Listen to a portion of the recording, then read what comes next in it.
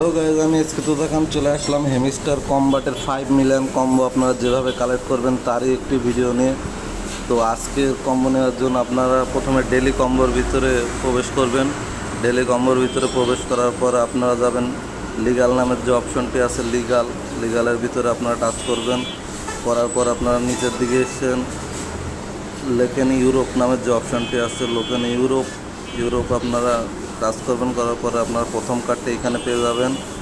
তো প্রথম কার্ডটি দেখলেন আমি অন করে নিলাম, এবং দ্বিতীয় কার্ডটির জন্য আপনাদের যাওয়া লাগবে স্পেশালের ভিতরে। তো স্পেশালের ভিতরে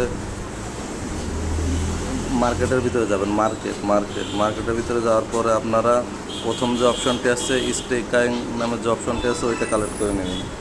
তো স্টেকিং দেখলেন কালেক্ট হয়ে গেল। তৃতীয় কার্ডটি পেয়ে যান আপনারা স্পেশালের ভিতরে।